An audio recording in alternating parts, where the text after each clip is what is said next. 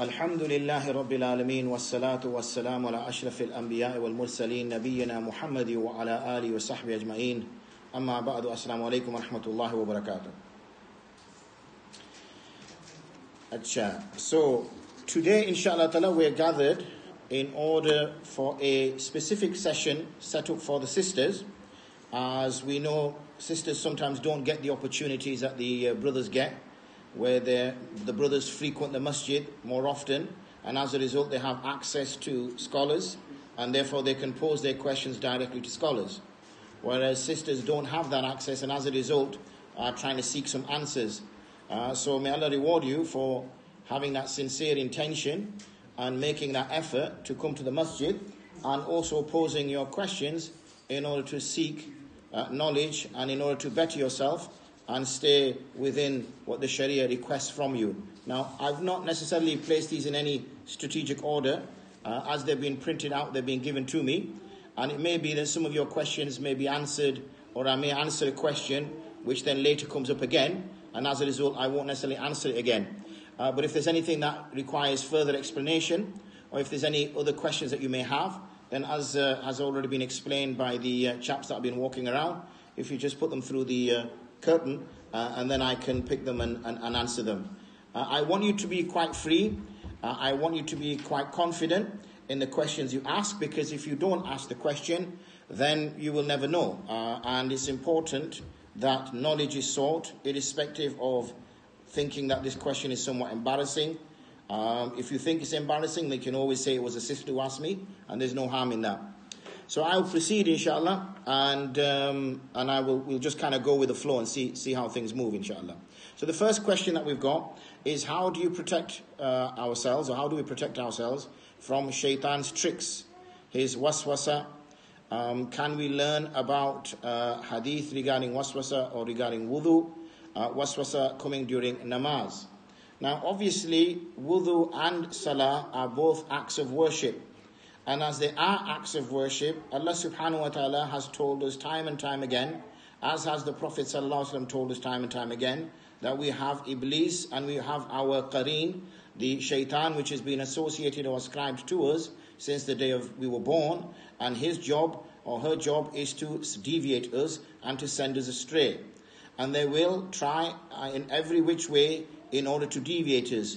One of the things we tend to happen, particularly in acts of worship, is shak enters into our mind as to whether we've done that particular act properly or not. So what we might find is, did I actually wash my elbows? Did I not wash my elbows? Did I wash my ankles? Did I not wash my ankles? Did the water reach my, and we continuously are second guessing ourselves. And we could, in some cases, be performing wudu for a long time because we have a fear that maybe that hair is still dry or something else. Similarly, in salah, when we stand in salah, we sometimes get a little bit sort of confused. Which rakat am I on? Our mind gets distracted. We start to think about other things, the things we're going to do before, the things we're going to do after salah, and the things we were doing before salah. So in all of these things, what we're told is we should be doing these things when we have we have freed our minds from our day-to-day sort of tasks. What gentlemen find easy, obviously, is they make their way to the masjid. So when they make their way to the masjid, the walking to the masjid or driving to the masjid is already trying to dissociate himself from the kind of average day-to-day things, and his focus is going towards the worship of Allah. And as his focus is going towards the worship of Allah, then he starts to kind of detach himself from other things. For women, obviously, because they're very busy in the house, whether it's rearing children or whether it's just looking after the kind of domestic duties, breaking off for salah can be literally just that, breaking off for salah. And that could be that they're in the middle of something and they're having to break off, and at that time they've still got things going on in their mind, and that's when the waswasat can come. So the first thing is we've got to try to free ourselves as much as possible. Once we free ourselves as much as possible, this is a two-member team. There is a husband and wife team. They're supposed to work together in order to take care for those children, if there are young children, so that both can carry out their acts of worship properly and effectively. And I have a feeling that one of the common themes that I will get in these questions is this lack of teamwork that exists between the couple. But I don't want to preempt things. Anyway, moving on. If anyone has given a large amount to a masjid as a qarda hasana, then do they have to give zakat on that money? Yes, they do. If a child is still young, around 12 years old, and has money in his or her account, do they need to give zakat on that money? If it is a child and it is not baligh, has not reached bulugh, then that person is not considered liable under the Sharia to give zakah. It is only when they become baligh that they will have to give that zakah, and that would obviously be when they've had that wealth in their possession once they reach the nisab age. So as soon as, let's just say, one child has got £1,000 in their bank account, their parents have been putting £1,000 in over a duration of 6-7 years, and the child becomes baligh at 13 or it becomes baligh at 14. As soon as they become baligh, that becomes their date of nisab, or the kind of trigger that will become their date, and then that same date, a lunar year later, will be the date that they would have to give zakat. But prior to that, because the child is the owner, the child is the malik, and the child is not accountable by the Sharia. If someone has the problem that they can't keep their wudu intact, either due to frequent wind, or leakage of urine, or vaginal discharge, or bleeding from any part of the body, do they need to make wudu repeatedly? Now, obviously, when a person is discharging in the manner that's just been described in that question, then the person's wudu cannot remain intact. So what the person should do is wait for an opportunity, which would be approximately 10-15 minutes, in order to remove the najasa from their body physically. Once they remove the najasa, they remove the filth, or what's considered as filth. Once that has been removed, then they will obviously make wudu and stand and pray. If, however, they do not have sufficient time in a total duration of salah to A, cleanse themselves, and B, perform wudu, and C, stand for salah, then they will come under the ruling of ma'dhura. Ma'dhura means legally excused not to be in a state of wudu whilst praying salah.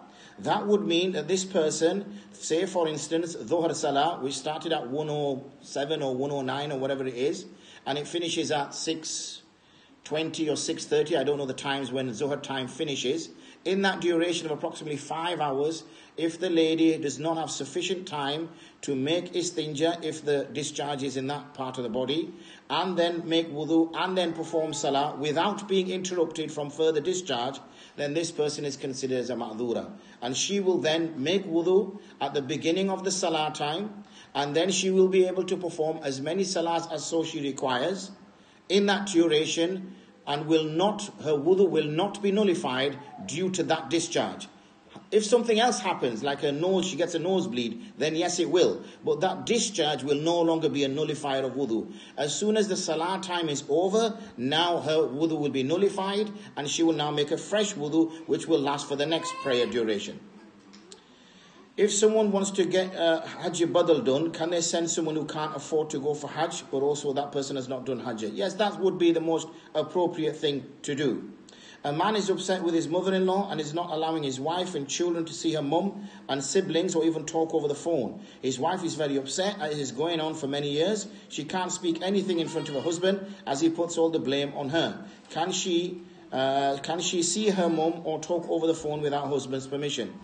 The man is, at the end of the day, the husband at the end of the day is one who has been created as well. Even though a man in the Sharia has been given great responsibility and he has to discharge that responsibility. But as you may have heard over the last few days that I've been speaking, that great responsibility requires the person to have more rights. So the Amir of this masjid has great responsibility. He has to do lots of things which we are not tasked to do. But he also must be allowed to have the rights to be able to make those kind of decisions and carry out his duties. So in the same way, if we are a child or we're in a situation, we will be responsible for the person under whose direction and supervision we are. However, that person can't legislate something for the other person which is impermissible. The woman and her mother are blood relatives, and the mother's role continues to be highly regarded even if the man or the woman get married. We seem to think that when a girl gets married to a boy, that the only responsibility she has is her husband's mother. That's incorrect. Her responsibility continues for her mother. It's not just the responsibility for the eldest brother of the house. This is just a cultural thing. All children bear the same responsibilities. Yes, I appreciate that this lady or the daughter will be somewhat restricted because she's now married and moved out, whereas the son may still be connected with the family. These are just kind of the way the culture plays out. The responsibilities are still there. So clearly this marriage is in a difficult place. And this marriage requires intervention because fortunately the sister is being very patient here. And she's not saying anything. But it only takes one little thing for this sister to eventually say, hold on, I've not spoke to my mum for 8 years, 9 years. My mother is, what's wrong with this? And this is going to eventually turn into an argument, eventually turn into a fight, and then that's going to cause problems. Okay, question. If parents possess money for children, they have to give zakat on that money when the child hits puberty. What are the signs for a boy that he has hit puberty? The signs for a boy that he has hit puberty is ihtilam, which is a wet dream. So therefore we need to educate our children when they are still children and they're reaching that age where they're close to bulugh. And when they're close to bulugh, we need to inform that child what they will experience. Unfortunately, we don't educate our young children. So I know of events that have taken place. It might be an idea, sister, whether you take the young child out, maybe walk them around, give them some air or whatever, and quieten them down and bring them back, because I'm just guessing, but it may be disturbing other people and they may not feel comfortable to say anything to you. So apologies, sister. I'm sure the child will settle down once they've had a little walk around. Or maybe milk. Milk was always my answer to things. And whenever my child used to cry, I used to say, just give him some milk. Or Calpol. Calpol solved so many problems. Calpol was the answer to all the problems in our house. What's wrong with the child? Calpol. Is the child hungry? Calpol. Does the child's nappy need changing? Calpol. Does the child need to go to sleep? 3 Calpols. And everything was sorted, alhamdulillah, after that. Calpol became the solution to all our problems in our house. Anyway, moving on. So, the signs for a boy or a girl, so let's just talk generally about puberty. We don't inform our children. I have been involved in education for many, many years, and unfortunately, we run well, it's not unfortunately we run an Islamic school, it's fortunate that we run an Islamic school, but we have girls who join us in year 7, and then their periods start, and they're crying. And they're really upset. And when the teachers ask them, what are you crying for? They said, I'm bleeding. And they don't even know what's happening to them. It's very unfortunate. And then we have a big fuss and a big kick-off when the state schools start to teach our children about sexuality and start to teach our children about this. And we go, who are they to teach our kids about this? Well, if you're not going to do it, then the school's going to take that responsibility. So it's the parents' responsibility, whilst the child is still a child, to start informing them about these things. So they become aware of it. So they become used to it. So when the event does take place, it's not a big issue and they can handle it. So the signs for a boy is ihtilam, which is a wet dream. I'm sure you understand what that means. I don't need to go into detail. A question from a child. If we cry over a dead person in their remembrance, do they get hurt or get azab in the qabr? No, they don't. Obviously, when we do remember the dead, it will necessitate an emotional reaction, and obviously we will get upset. This hadith, which is being referred to here, is in reference to those people who wanted people to cry over them when they were dead. And they actually requested people, because back in the day, they used to hire criers. And what the job of the crier was to sit in the place where the dead body was and say great things like, oh, this man was fantastic, he used to do so much, how is the world going to continue without him, and cry loudly and whatever. It's those sorts of people who will be punished, because no person will be held to task for the sins of another. Question: if anyone has a student loan and is sitting in their bank account, do they need to give zakat on it? Because it is a loan, there is no zakat due on loans. The person who gave the loan, obviously the government won't give zakat, but the person who gave the loan will give zakat, like we answered with the Qard Hasana. If anyone has some money just before Ramadan, do they have to give zakat on it, even if they didn't have it for a year? That's absolutely correct. Once the trigger has been set, and that date becomes your date of zakat, then irrespective of what happens between that date and the exact date the year later is irrelevant. Whether you become a millionaire in that, whether you become absolutely bankrupt, and anything else in between is irrelevant. It is the money that you have as soon as your annual zakat date comes, and you got it just the 5 hours before, you will still give zakat on it. Nowadays people say the Quran is for hidayah and not to be read for deceased people and send them thawab. If anyone reads the Quran or Yasin Sharif and other askar when someone passes away, they discourage others from doing so and only encourages to read the dua of Mayyit. Please throw light on this. Okay, in response to this, this is now a view which is a view held amongst some of the previous fuqaha about what's called isal thawab, which is the transfer of reward onto somebody else. Now, I cannot go into great detail because obviously that would take an hour, 2 hours just to give a lecture on that. But according to Ahnaf, isal thawab is sound and it is correct to therefore recite for the dead and transfer the reward of that thing, whatever it may be, onto the deceased person. A brother has one house which he took on mortgage and he lives in it. He bought another house on mortgage too and has rented that house. Now he is worried if it is, I'm not sure what this word is, but I'm assuming it means jaiz, it's J-A-I-E-G, to have another house on interest money, which he has put on rent. There's no question there. So I'll try to take a question out of that. Well, it's sinful to take a house on mortgage, on interest, so therefore he should not do that. So unless the sister who posed that question is here, I can't really find a question within that. Someone said that if women die wearing nail polish, then there is no way for them to remove it from their nails, so her ghusl won't be done. Do you think that's right? A lot of sisters wear nail polish when not praying because they don't have to make wudu. So this goes on to the general concept of beautification, of a woman beautifying herself. And I can see that there's some questions that will come on that through the ones that I've just received more recently. Now, the beautification for a woman is specifically to beautify herself for her husband. Yes, we're going to get that. The husband should generally be handsome. Obviously, we can't pick, or sometimes our husbands aren't the most handsome of people, but you get what you get, and that's just life. We have to accept everything that comes with them. Okay, the bowl patch and the pot belly, that's just life. C'est la vie, as the French will say. But the point is that because the husband, if you look in nature, and if you look at the peacock, and if you look at the peahen is a brown small creature. The peacock is beautiful. It's magnificent. Similarly, if you look at the cockerel and you look at the hen, the cockerel is beautiful. Its plumage and its strut compared to the hen. You look at the lion, its mane and the lioness. Every single creature you will see in the animal kingdom, it is the male which is the inverted commas attractive, handsome one, and is the female which looks very simple. Why? Because the females will always get a mate. They will have cues for them to have a mate. It is the male that is fighting for this one lioness, or it is the male that's fighting for this one peahen. So therefore they have to look flamboyant and they have to look quite attractive. What's happened within human society is that's flipped on its side.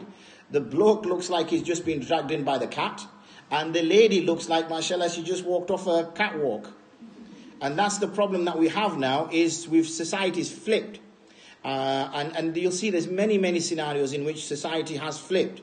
So I use the example or the joke that, when the lady is moving around the house, she looks in a certain way, and when she's going to a wedding where it's all females, then she looks in a different way. So the husband could be scratching his head thinking, I don't get that. Why would she dress like that in front of all females and dress like that in front of me? So nail polish is also beautification. So a sister would beautify herself for the sake of her husband. Now you see, because we become so self-conscious, and I've forgotten the word now, it's just slipped my mind. Narcissistic, that's the word I was looking for. We are so self-conceited, we are so self-conscious, we say we dress well and look good for ourselves. We sound so weird when you actually say what you're saying. And now there's even development taking place. I read in the BBC News that a woman married herself. And this is now a new concept where, nowadays you can love anybody. So now there's a new kind of culture coming about that you actually are in love with yourself. And that is considered as a sound basis. Now that, the LGBTI has opened their door, everything now is, as we say, is all good. So the reason why the ladies, now if she's wearing nail polish and she's in the state of haid, and her husband glances at her beautiful fingers and he feels attracted to her, what is he going to do? She's in haid. So, it's a case of, are we inviting attention that we then can't fulfill? And then arguments may come about because, as I said, I'll pick my words carefully because you're a female audience, but I'm sure you can read between the lines what I'm trying to say. So nail polish, obviously, the nail polish does cover the nail. And if it covers the nail, then yes, ghusl cannot be done. One should, obviously, the sisters will try to remove the nail polish from the fingers before they bathe her. But that would be instructions given to them. Are the halal nail polish that they say they are not waterproof permissible? Unfortunately, I've not had the pleasure to trial out the halal nail polishes yet. I've not chosen my particular colour. So once my colour comes out, I will test them for you. The only way you can test this is in a laboratory, because you have to determine whether that nail polish is permeable to water. Now, the only way you can do that is you would have to apply that nail polish to something and put water over the top of it and then see if that water makes its way to the nail. Now, people make all sorts of claims. So someone's bound to say this is halal nail polish because they're going to get good sales. So until somebody carries out that in a laboratory, I cannot say to you whether halal nail polish is what it says on the tin. When doing istinja, is using a wet tissue the best way out of the home? Best way, rather, when out of the home if there is no bottle? Yes, that is the best possible solution. So you would take some tissue with you. If there is no sink in the cubicle, then you would wet the tissue outside in the kind of, where the generic area is, the communal area is, and you would take those tissues inside with you, and then you can ensure that one has been cleansed after answering the call of nature. How do you treat a husband who always insults you, belittles you, and find him very controlling? Well, you treat him in a bad way. That's how you treat him. No, joking aside, how do you treat a husband who is always... Well, this is again clearly a serious problem in this relationship. The man is not there to insult his wife. He's there to respect his wife. He's there to honor his wife. He's not there to belittle his wife. He's not there to try to control his wife. When we mean by control, I think what this is being in reference to is every little act is being controlled. Yes, he has a responsibility to ensure that she applies the Sharia in her life. That's a different thing, because at the end of the day, she is or will be the mother of the children. And she is the first madrasa, and she will have the greatest impact on her child. And if this brother, mashallah, is a religious brother, and he wants this work to go in a certain way, and he wants his children to go in a certain way, and his wife has got different kind of understanding of the way to live in the world, and therefore he can kind of speak to her in that way and address it in that way. But from what I can see in this question, that's not necessarily what it's referring to here. So this clearly shows there's a problem in this relationship. So the sister does not need to put up with this. So all she has to do is, obviously, she has to decide whether there's any merit in this relationship.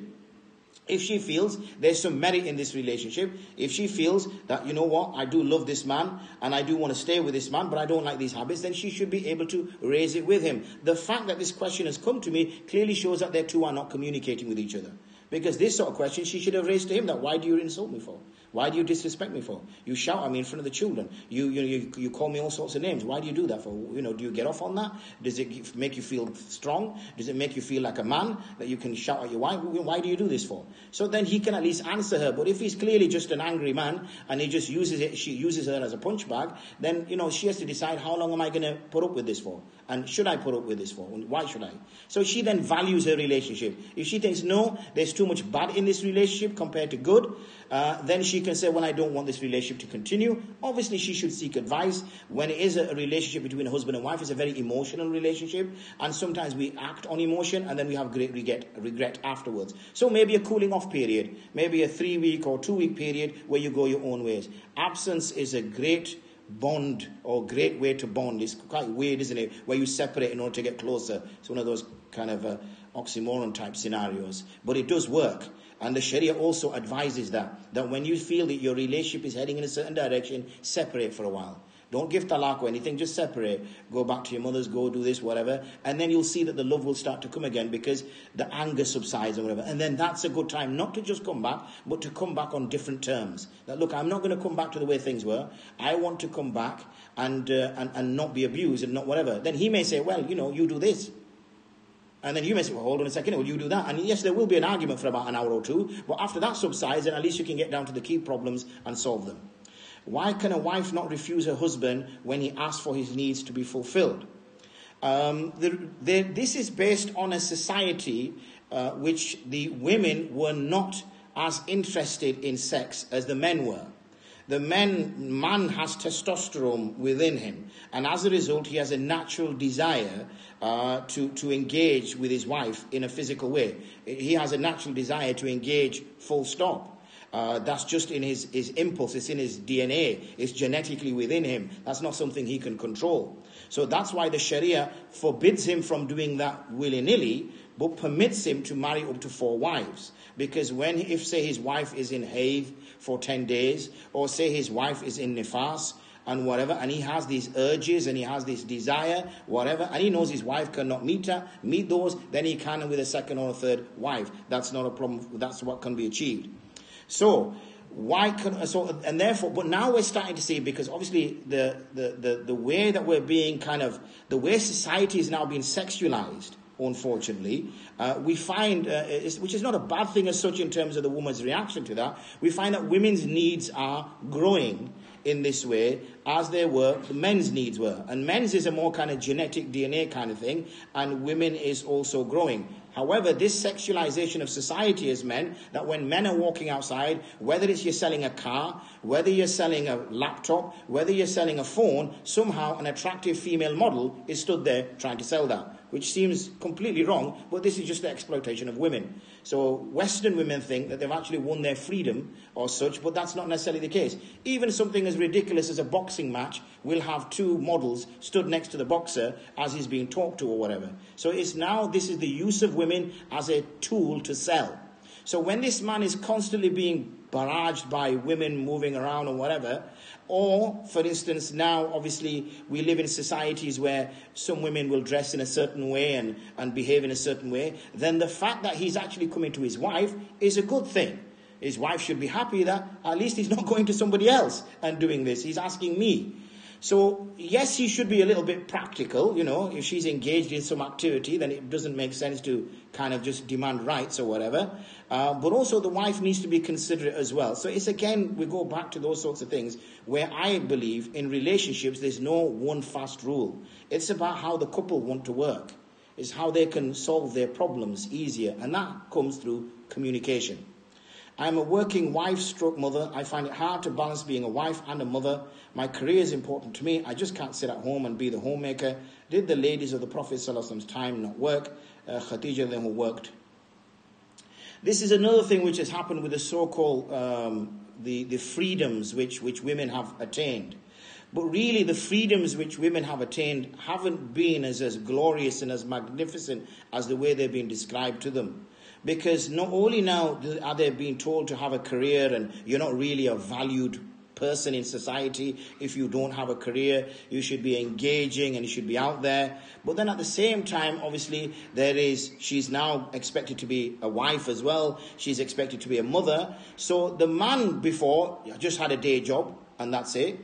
The wife before didn't have the day job, but now she has a day job, she's a wife, she's a mother, she's got to look after the house, so she's now taking everything, so the man thinks sorted. My wife earns more than me, I'll just stay at home as well. So she now not only is doing her own responsibility, she is taking the whole family's responsibility. Now the way the Sharia puts it forward is that we are a team.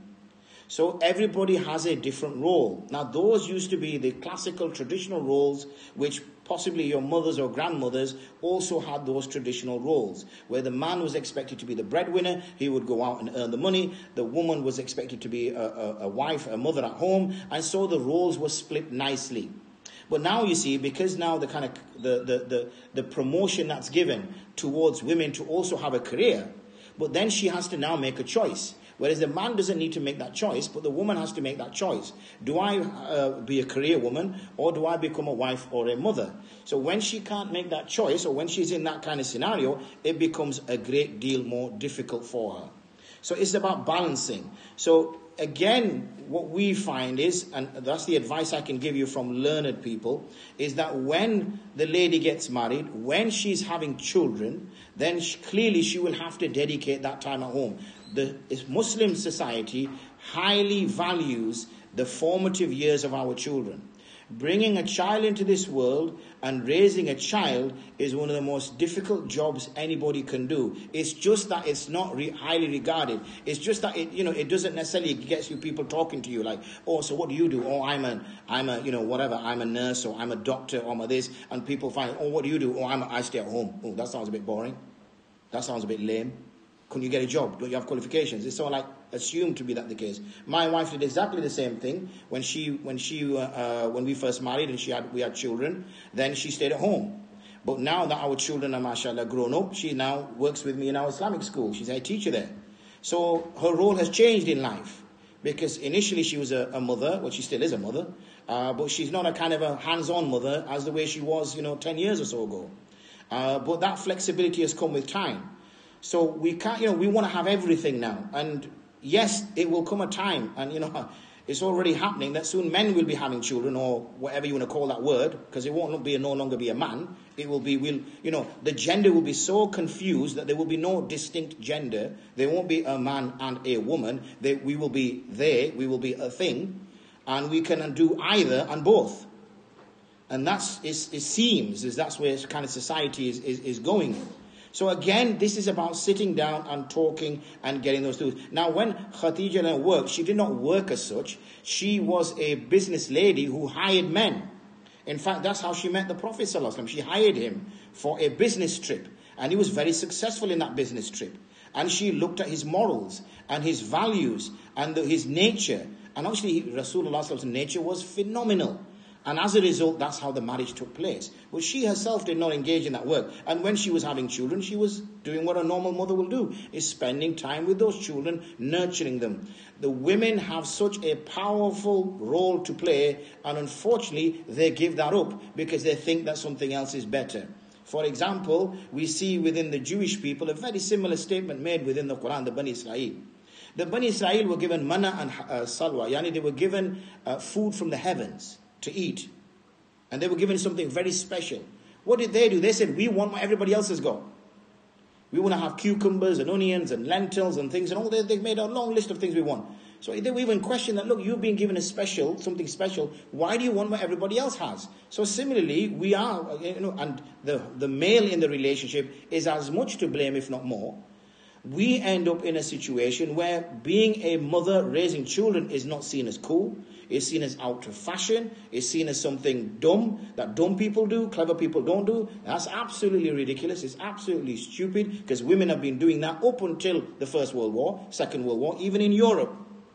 It was only after the war that the men had gone for war that the women came out of the houses in order to go into the mills and whatever else, because the whole of UK and the whole of the Western world would have stopped. Because there were millions of men being sent for First World War and Second World War. But when the men came back, then obviously the women say, well, hold on a second here, we don't want to go back to the way things were. We kind of enjoyed this a little bit. And that's when society started to change. And then we went through the 50s and the 60s, and where, the whole concept of relationships changed in the 60s, where marriage was no longer something that was considered as cool. And then we've been progressing since then. Why is it the wife always has to dress up and be ready for the husband? Why not the husband? Well, naturally, the husband should already be dressed up and looking good all the time anyway. And so, again, you see, this is a relationship thing. Is this is a question that, if my wife had an issue, she would ask me. She'd say, why are you always stinking around the house? Why do you smell? It would not be something that she would raise, to a third party. So the fact that this woman feels like that, well, why does she say that to her husband, that you look like a sack of potatoes around the house? Why don't you clean yourself, look after yourself, and then I will do likewise. So it's all again about relationships. Can we throw away Islamic audio cassettes even if it has bayans and qira'ats? Nowadays we don't have cassette players and no one wants to take the cassettes. I have loads of these and I don't want to do. Yes, one can dispose of them. It is said that listening to Qari Abdul Basit Surah Ar-Rahman has anti-cancer effect. Did you hear about that, Qari sir? No? Okay, I've never heard of that. Can this be used by non-Muslims as well for their cure, as listening to the Quran can also help people to revert? Ruqya can be used on non-Muslims. It has been proven from hadith. So where it has been proven that certain ayats of the Quran can be used as ruqya, then it is permissible to use them as a form of medicine upon people non-Muslims. We have a very episode which the Sahaba used on this person who got stung by a scorpion.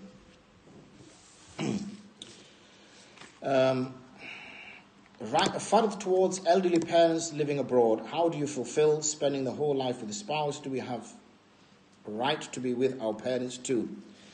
When obviously we get married and then we tend to, it's advisable that we move out from our parents' homes unless we have a very strong relationship with our parents or there is a way for us to be accommodated, then obviously we move on with our life. And as we move on with our life, then if it means that those parents are in a different country, then all we do is we keep blood ties with them. That's how we fulfill their rights. We maintain blood ties. We cannot break blood ties. If we find them in financial difficulty, then we should provide support to them, financial support. At their time of need, we should be assisting them. But once we are married, we move on with our life. That's how society works. But that does not mean that we just kind of discard our parents as individuals we have no use to us. Do I need to make ghusl after a hysteroscopy, if I can pronounce it? There is no need to do so because it is a foreign object and it is not the jam'ul khatanayn, yani the coming together of the two circumcised parts. If the lady was to, I don't think this will ever happen, but if, say, on a remote chance she was to orgasm, then yes, she would be required to make ghusl. Are women allowed to pluck eyebrows when they are very thick? Is that when the women are very thick or the eyebrows are very thick? You see, I can say that while I'm sitting on this side of the curtain. I wasn't sure who was the thick bit. It says, look, are women allowed to pluck eyebrows when they are very thick? I'm assuming it doesn't mean that the women are very thick. It means that the eyebrows are very thick. Well, you see, one man's thick is another man's thin, and one woman's thick is another woman's thin. It would have to be, you would have to, show that to a reputable alima, a respectful alima, and say to her that would you consider, not somebody who kind of has a modern slant on life, somebody who is accepted by the ulama, that type of alima, and you would say that would you consider these to be very thick? Very thick would be bushy, quite long, curled hair, things of that nature. That would be very bushy. Then there is some scope, I say this with lots of disclaimers, of slightly removing. But I am very cautious because there is that phrase in it, give an inch and you take a mile. Give a millimeter and the sister will be chopping off centimeters of her hairy eyebrows. I've heard of tasbih namaz. Is there a hadith about this? Yes, there is. It is a sound practice. When you are out and you need to do istinja without, what is the correct way without a bottle? Yep, we've already answered that. Is water permeable nail polish allowed? We got a fascination with nail polish, sisters, don't they? When you pass away, does normal nail varnish come off? Okay. Can you read Quran whilst on your period? No, one can't recite Quran whilst they are on their period. Can I throw my hair that comes out while brushing into the rubbish? Yes, unless you want to keep it. The reason why there is some fear that people have is that black magic can be performed on hair. So people are somewhat hesitant. But nowadays, if you see there's more chance of a fox going through your rubbish than anything else in London, I know is. But if you've disposed of things correctly, and you see somebody going through your green bin, then obviously you should be suspicious. You may want to get those ring doorbells, which I purchased this morning, so that you can see. I've laid out where we went, where you can actually see who comes into your garden. So if they're going through your bin, then you can shout at them. My father is 80 plus and has dementia. He has become violent and aggressive towards my mother. She's alone with him. Can we send him to a care and will this be punished for this? Obviously, when a person becomes so severely ill that we can't tend to them, then yes, we are allowed to send them to a place where there are experts. This is not you giving up your responsibility as a child. Let me try to explain this with an example. If somebody is ill in the house, let's just say your mother is ill, and she's lying down, then you will go to her, you will wipe her brow, you will apply to cool her, you may rub her hands, you might give her malish, you'll give her a little bit of cough medicine or a little bit of water, and you'll tend to her and you look after her.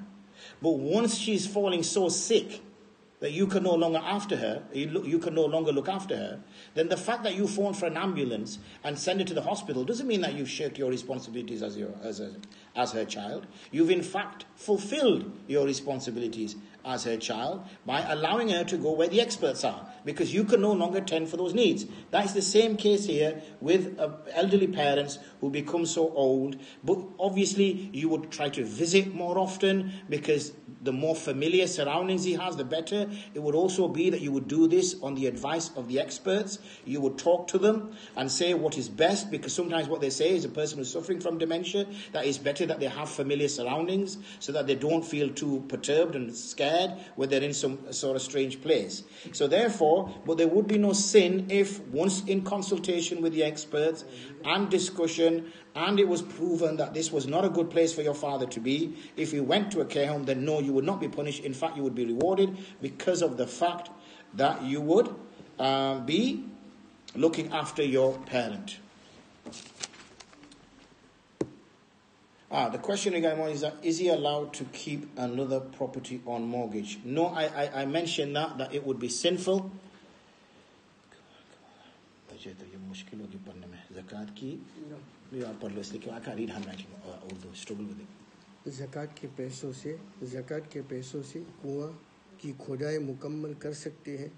कुआं खोद रहा है, उसमें पत्थर आ गया तो और पैसे चाहिए, तो क्या ज़कात के पैसे को इस्तेमाल करके काम मुकम्मल करवा सकते हैं? I think translate that. नहीं. Yeah, so this is from what I'm understanding, and Kaisa, correct me if I'm wrong, that there's some work going on and there's a well being built, and as they're building this well, they've come across a huge boulder which obviously they can't clear, and they require more funds for that. So the sister is asking, is it possible for me to send zakat money for that purpose? The answer to that is no, it's not permissible, because zakat has to have an owner. A human has to own it. So you can't give it to a dead person, because the dead person is dead. You can't give it to a building. You can't give it to a water tank or a water pump or a well. You can't give it to the villagers who then use it to build a well. That's a different thing altogether. So when we have people coming to the masjid collecting for madaris, then they're not collecting for the madrasa. What they're doing is they're collecting for the students in the madrasa.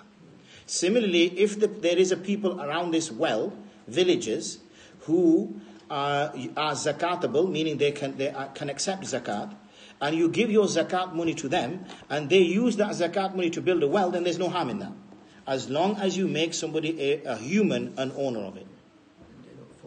And they're not forced to do it, exactly. And they're not under any compulsion, so that there's already strings attached to that zakat money. That yes, you're going to get this zakat money, but I'm not going to give it to you because we need it for this well.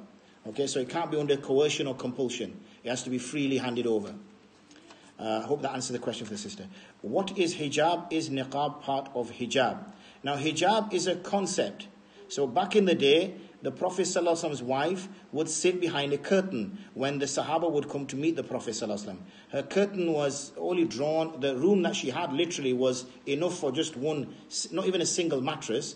Those very small mattresses, that's how much space she used to have. And their room was very small. We're talking about sort of London-sized rooms. They were very small rooms.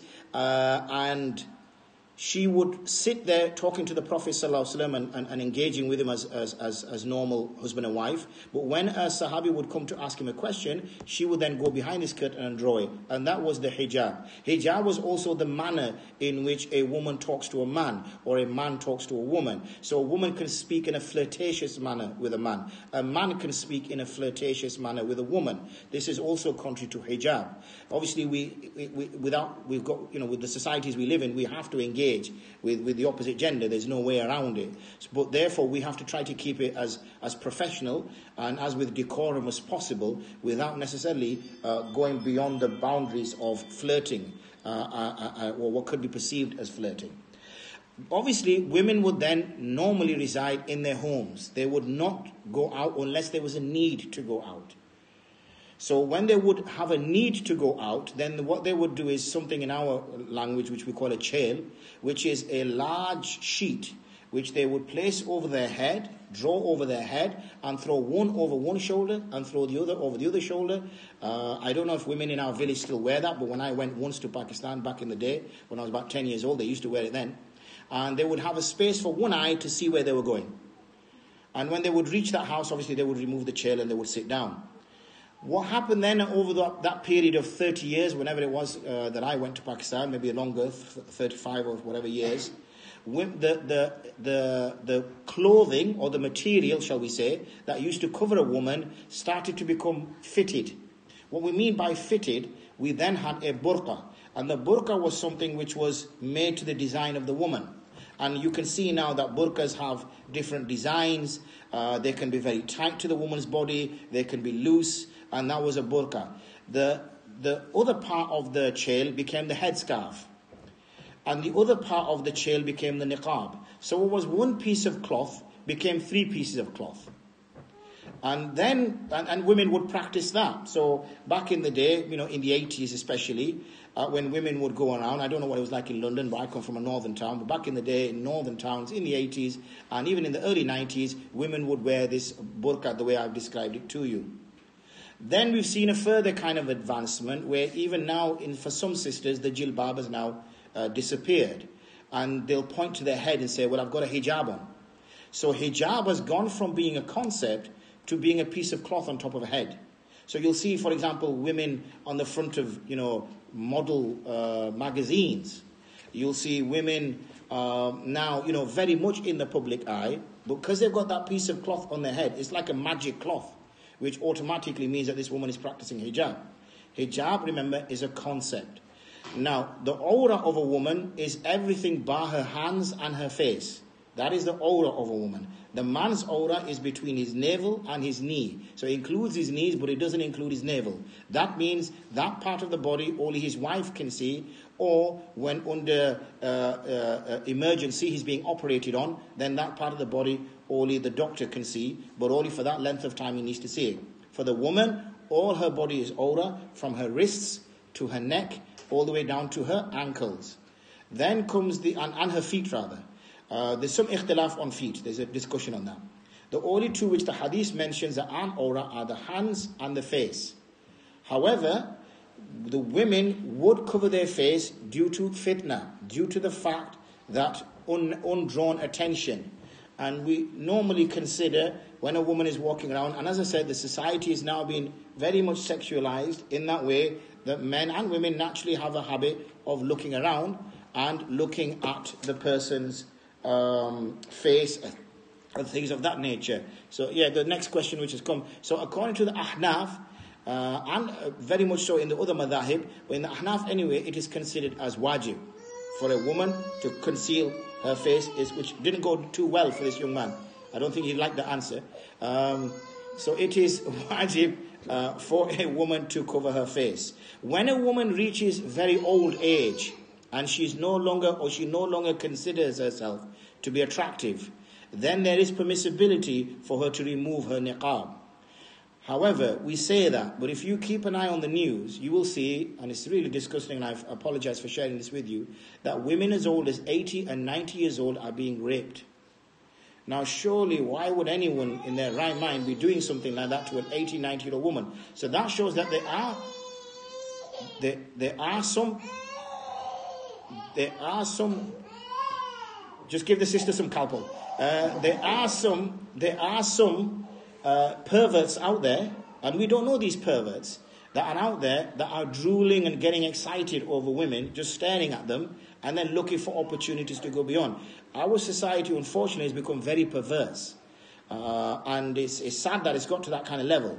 So we need to take those kind of precautions. However, niqab is such that if someone in authority asks the person to remove it, then they should do so. They should not now adamant say, no, I'm not going to. So if we're going through customs or we've landed by flight, and even if it's a male chap at the whatever you call it, the turnstile, where you're going passport check, and he says, can you lift your veil? Then the sister should lift her veil. She can ask, is there a female attendant? And if he says, no, there isn't, then she should lift her veil. Similarly, if she goes to court, and the judge says, can you remove your veil? She should remove her veil. She should not make a scene or cause a fuss, because within our Sharia, she can remove it. This is out of necessity. Similarly, if she's going to the doctors and she has to show her face or show parts of her body, she should do so. So out of necessity, we can do that. So sometimes we go one extreme, and sometimes we go the other extreme. Knowing the Sharia, obviously, will solve that problem.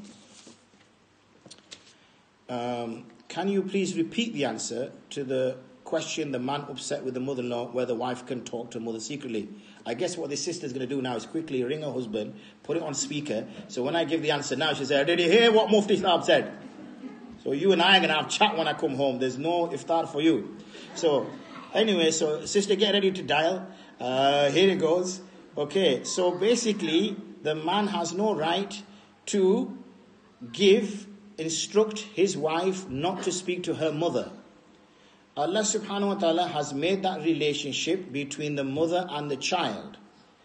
That relationship cannot be broken by anybody. Anybody who chooses to break that is violating Allah's law. That's right. That was exactly. So one has to be very, very careful. Now, obviously, men tend to be, and I say tend to be because some women are pretty tough nowadays, but men tend to be the more assertive in the relationship. So he can become aggressive or whatever. So she can somewhat be a little bit frightened or whatever. But that's not a relationship.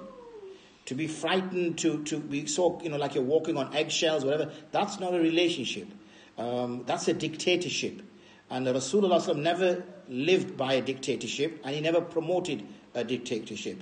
In fact, Sayyidina Umar used to defend the Prophet because the Prophet's wives used to speak quite, I use my words carefully because these are our spiritual mothers, but they used to speak like sometimes a wife will speak to you when she's upset with you. And she may get angry, she may raise her voice.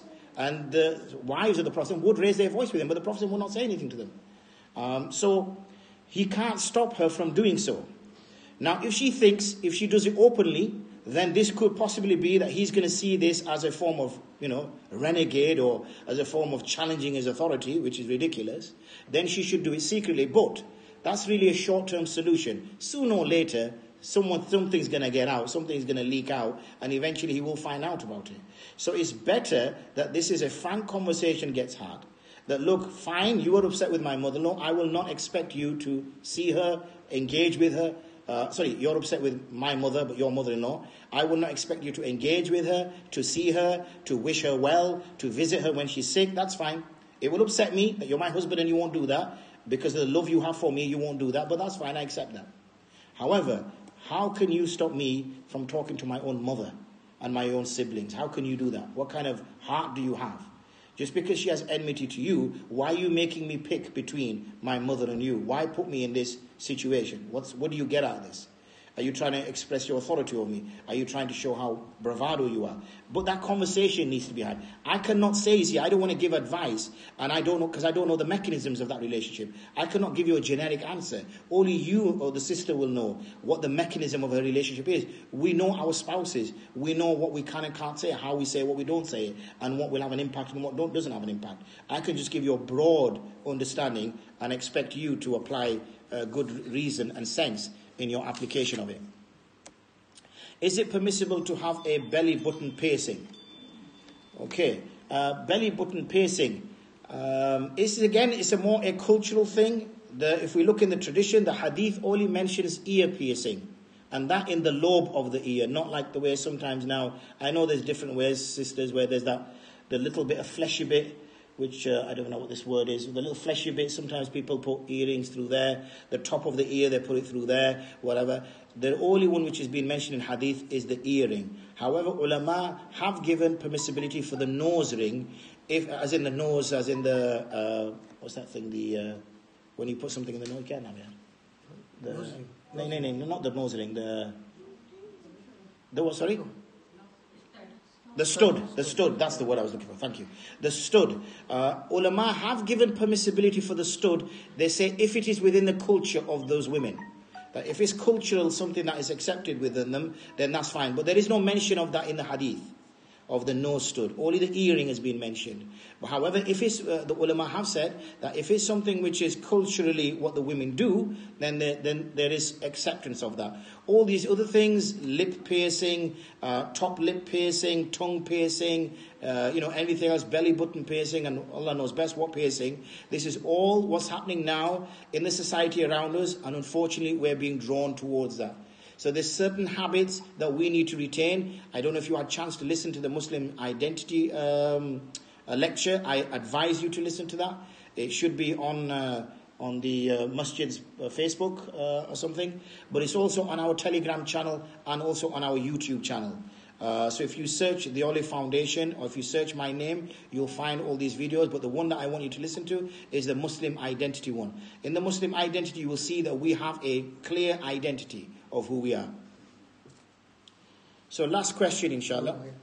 Okay, one more after this one. How do I get my husband to be more Islamic? I pray Salah, etc. He prays only on Friday. I have boys who are at the moment doing hifz. How can he? Yes, it's very difficult, sister. The question would come up, how was he before you married him? Was he like this before you married him? And if he was like this before you married him, then maybe that's the conversation you should have had previous to marriage. It might have been that you were like him before you married him, and then you've gone through kind of a religious awakening, and you've now become more practicing. So maybe then you need to give your husband a little bit more time as well, because this might be your moment, but it may not be his moment. So if you have a good relationship, which clearly it sounds like you have, if you have a good link, you are working with your, it seems you've got, mashallah, children as well, alhamdulillah, and they're becoming hafiz of Quran. So clearly you have a good working relationship with your husband. Slowly but surely make dua to Allah, use your love, use your influence over him, and inshallah make dua, and he may become a great man in the future. Allah knows best. As I said, I don't know the brother personally, so I cannot sort of speak about that, but I'm looking just within the question, and it seems to me that he's a decent chap. It's just that he's not necessarily had that kind of religious awakening. And with time, inshallah, he may. My mother-in-law is very controlling. My husband only listens to his mother. If I want to do something like go out with my husband, my mother-in-law is in control. I was waiting for this question. I was quite surprised I didn't get this right at the beginning. I thought maybe they will let Mufti Sahib slowly settle in and then, finish him off with the last question of the bayan. This is an unfortunate thing, and I'm not necessarily going to be making many friends when I say this, but women naturally have that kind of habit of wanting to have kind of control over people around them. It's a kind of a natural habit that occurs. So a mother raises her son, and she sees that this son is my son, he's mine. And, I've fed him, I've clothed him, I've raised him, whatever, and I've made him the man he is today. Then suddenly some, young lady skips in, grabs him by his hand and takes him away from me. Who is she? This lady was just born yesterday, takes my son away from me. So obviously she finds that very difficult to take. Poor chap is stuck in the middle. So on the one hand, his mother's pulling him in one direction. On the other hand, his wife's pulling him in another direction. He is the one who can control things, so he has to be assertive. He has to sit his mother down and say, you're my mother, you will never be replaced. He has to give her confidence. What we tend to find is that we don't have complementary relationships. We have competitive relationships when we should have complementary relationships. So, for example, a man is a father to his daughter. He is the husband to his wife. He is the son to his mother. Now he has to look after all these women who have a different tie to him, and he has a different link to them, and he has different rights over them, and he has different responsibilities to them. Similarly, a woman is the same. She has a relationship with her son. She has a relationship with her husband. She has a relationship with her father. So she's also got 3 men around her that she will try to look after and serve in the best way. This is about maturity. Unfortunately, in some of our communities, we are very emotionally immature. I'm not saying that we're immature physically. That might be the case as well. But generally speaking, we are emotionally immature. And because we lack maturity in our emotions, we behave in this way. So, I'm sorry I upset the poor young lad again. So maybe he just doesn't like me talking. So anyway, the bottom line is it's a case of trying to work your way around this situation. you can't give a fast a one rule all that will answer all your problems. It's trying to work around this scenario, inshallah. Urdu में जी. मेरे पास अमानतों के पैसे हैं, अब वो दबने वालों के दबने वालों देने वाले देने वाले होगा. अब वो देने वालों की मर्जी से आगे उधार देते हैं कि मुश्किल में किसी के काम आ सके. So she's got amanat money, and the person who gave her the amanat money said she can use it if somebody needs it. Help somebody. Okay. ठीक है. अब ज़कात किस पर वाजिब है? The zakat will be wajib on the person whose money it is, which is the person who's given it to the sister to look after.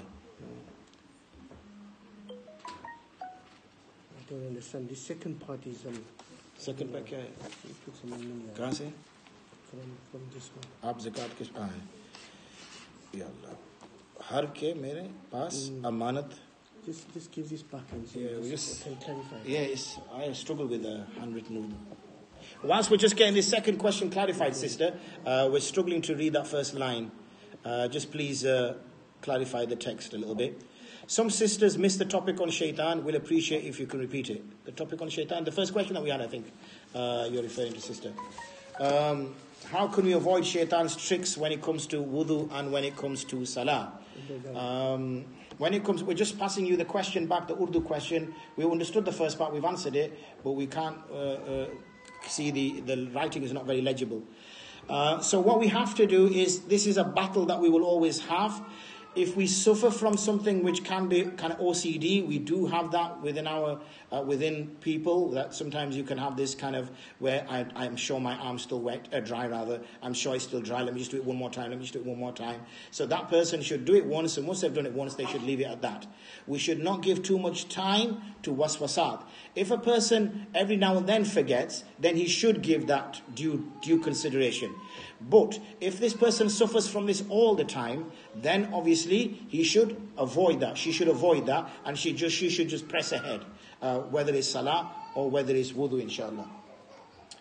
So we've just got the last question that we're waiting for the sister just to make it legible. Oh, hold on, there's another one coming from here.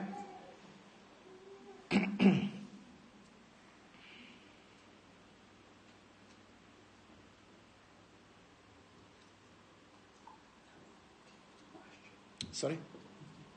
Urdu question. Yeah, we're waiting for the Urdu question. Sister, if you've done the Urdu question, the second one that we couldn't read, if you just pass that back, please.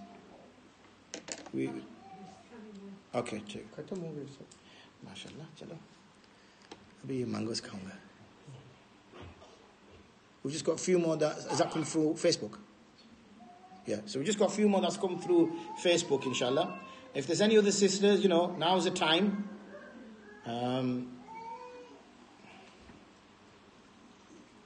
पूछ लो भाई, पूछ लो.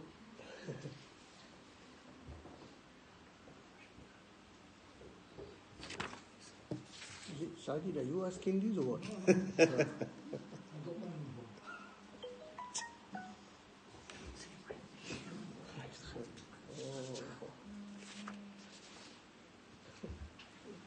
My husband can't afford to buy a house and I want to move out. What can I do? Well, this is a difficult circumstance. There's no easy answer for this. Obviously, the man has to be able to afford it. The lady should have her own privacy. But as long as he's providing a private room for her in the house, then that's all he is capable of doing. Again, if this was something which was very important to the woman, then this is something she should have engaged with at the time of marriage, when the family came to ask for her hand in marriage. She should have said, look, what's your plans? Are you going to live with your family? Are you going to buy your own house? And if he said, no, my aim is that I will live with my family for the next 30, 40 years, then she would have had that choice to say, well, thank you very much, but I'm not interested. Once she's accepted him as a husband, then she has to accept what situation he is in. And he's not oppressing her, and he's not taking her rights away from her, because it's something that he just can't do. But he is obviously providing for her in the circumstances, in his own circumstances. अच्छा, किसी को उधार चाहिए थे तो वो इस्तेमाल में आ गए. Somebody wanted the money. Yeah. It's borrowed money. Yeah. Somebody wanted it. Yeah. They've used it. Yeah. अब अमानत वाले को अभी नहीं चाहिए. Yeah. So it's become a loan now. Yeah. So it's become a loan. तो ज़कात की फिक्र थी मेरे पास है तो मुझे अदा करनी है No. बस the answer is that. The answer is the first one, sister.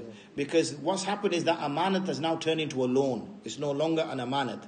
It was an amanat with sister one. The sister who took it, received it, it was amanat with her. But then the person who gave it changed the hukam of that mal and said now it's become a loan. If you wish to loan it to somebody, then it is a loan. So all she is a wakil. She is a wakila. The sister who took it is a wakila. She is an agent for the person who gave her the amanat originally. And now the person who gave her the amanat originally has changed her view and is now considering it to be a loan. So now that it's been loaned to party C, then this is now a loan to party C. So the person who has loaned it out, i.e. the original person, they will give zakat. Not the person who took it as amanat and not the person who's taking it as a qarz. Not party B or party C, but party A. Because it's Urdu written. Ji. Samajh gaya? Did you understand that, sister? Ji. The one who asked the question, did she understand it? Yes. Okay. Sorry? Do you have any other questions, ladies? Okay, otherwise we're going to close the shop. No more customers, we're going.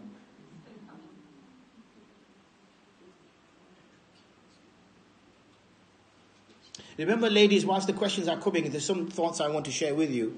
I think out of our society, our women are the ones that should be admired the most. And the reason why I say that to you, sisters, is not to win favor with you so that you send some iftar for us at iftar time, but mainly because you are the community that is under attack from amongst the Muslims.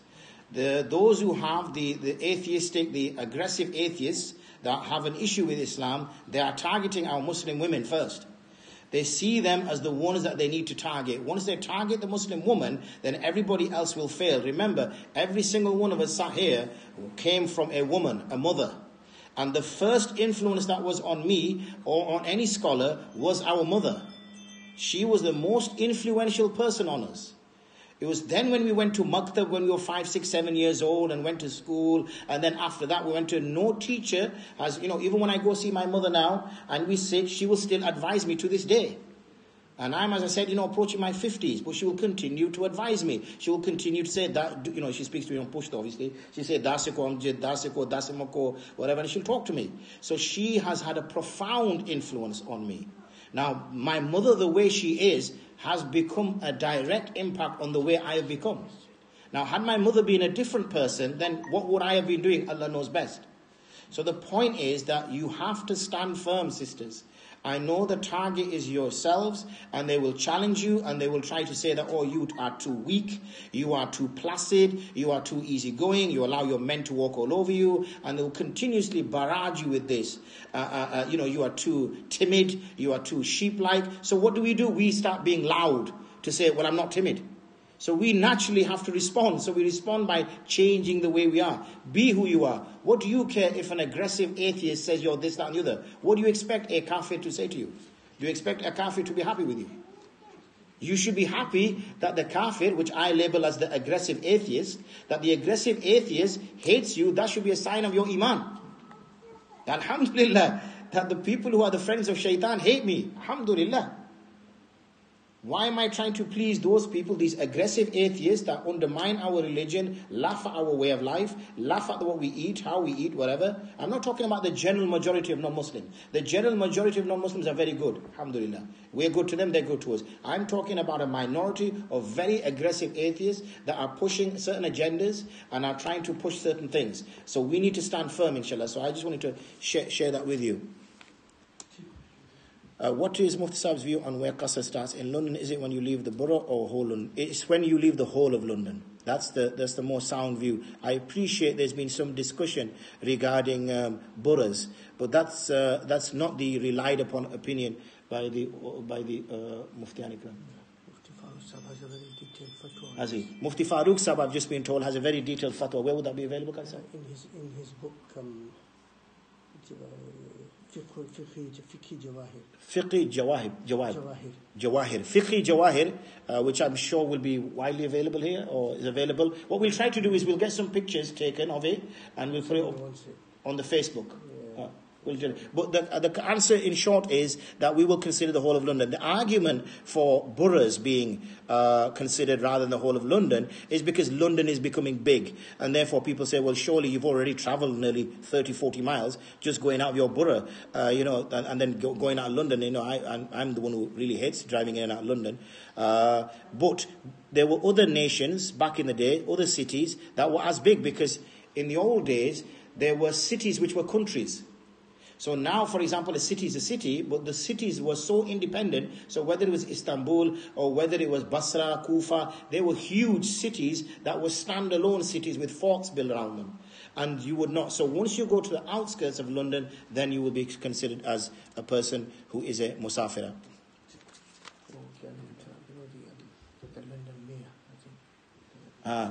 Yeah, there's also the municipality, where you have one London mayor that resides over the whole area. So that shows that as a municipality, it is one municipality. Why do masjid... I can't see that. Why does masjid... why do Masjid Umar don't do Taraweeh for women? It says here in brackets, a local... Oh, no, sorry. Okay. I didn't know. I was reading what was it between that? Why? So I can answer that. I can't answer that, I said. So I will put this to my... no, I won't put this to my... because I've just had to see two hands come up. So what I will do here is answer the next question. What? I'm getting lots of waves and things. What?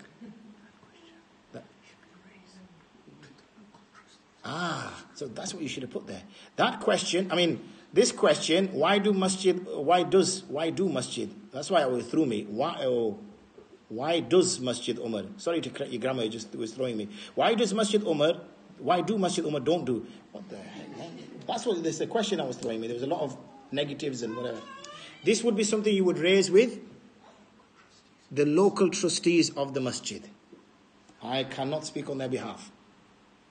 If man's parents doesn't want their son to move out, but the wife and the mother-in-law's relationship is not very understanding, so would it be sinful to separate his house? If he finds that the relationship is not working, it's good now that we're not getting all these mother-in-law questions out. If he finds that the relationship is not working, then it would make sense to separate. But if he's concerned about his mother, then he should try to find a house which is local, or at least he is around. But this will always be the problem, that the relationship will break down because the mother will see that he has chosen his wife over his mother. And this is the problem. This is why before marriage, these sorts of conversations need to be had. But unfortunately, they're not, because we are not emotionally mature enough, and then we end up in trouble.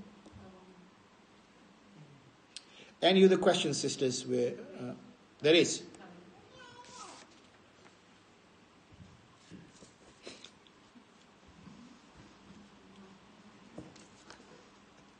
So I didn't give you a name.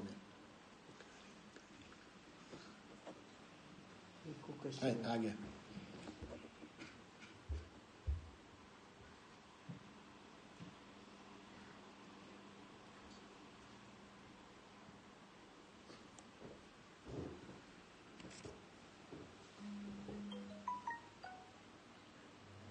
If another masjid has a facility for women to pray Taraweeh, can she go? According to the Ahnaf's position is that women should pray within their normal musalla in their house. That is the most sound position.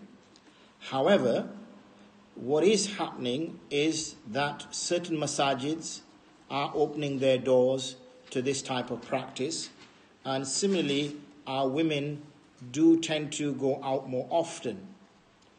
So there is some scope, if it can be arranged effectively, for that to proceed. What we don't want to happen is that masjids become a meeting ground for potential lovers. So even though the boy says that I'm going to the masjid Abuji, and Abuji gets so happy, he thinks, MashaAllah, Berta's going to the masjid, when his intention, and the girl will say, I'm going to the masjid as well, and so the mother for another family gets really happy, and really it's kind of secret rendezvous and things of that nature, then that's where those kind of issues can come out. However, if that can be managed effectively, then there is a possibility as we proceed forward that because now these things we can't control all of society. And because certain members of our communities are now opening their doors for massage for women, and women are now finding some kind of spiritual benefit there. We were discussing this recently, that for example, if a man and his wife are traveling and they need to pray in a masjid, and the man can quite easily go into the masjid, make wudu, mashallah, and pray salah, and the poor sister then has to get a 500ml water bottle, stand outside on the main road and wash her arms and feet and pray salah on the main road because there's no space in the masjid. So this is ridiculous.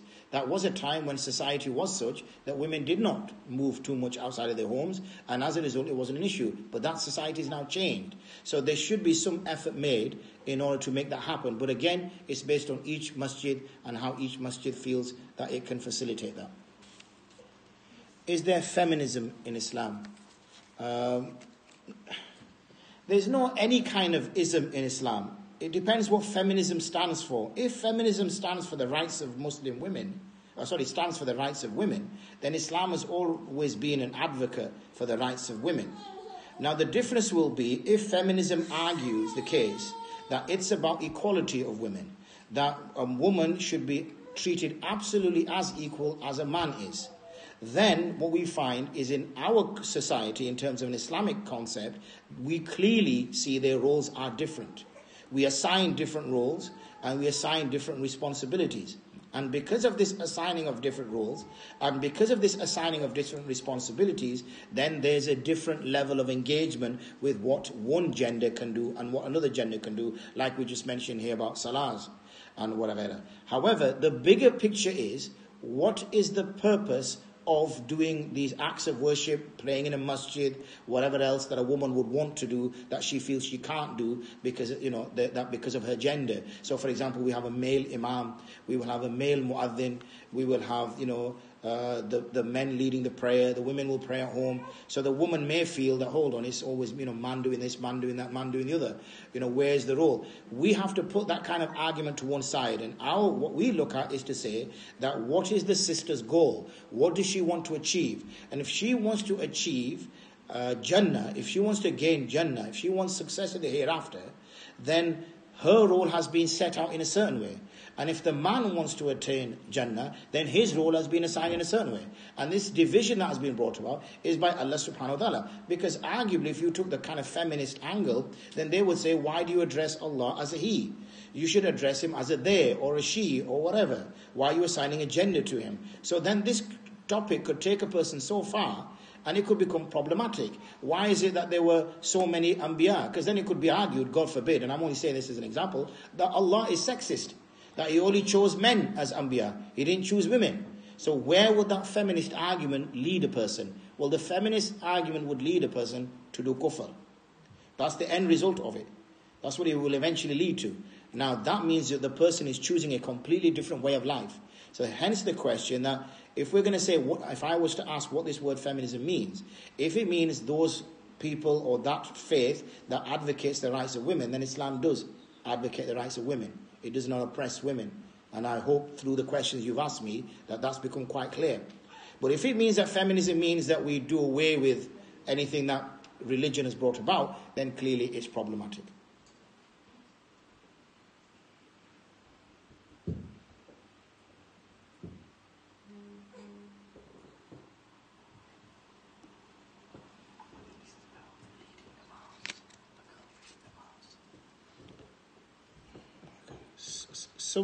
Sometimes I can't do this. Sometimes it's a girl. Sometimes a girl leads namaz tarawih tilawat. A hafiz girl. Sometimes a hafiz girl leads salah tarawih. Well, this on her own. Okay. She's an imam. Or she's an imam. In Ahnaf again, for a female Jama'ah with a female imam is considered as makruh tahrimi. There's no imamate there that's been established. Otherwise, you would have seen the likes of the mothers of the Prophet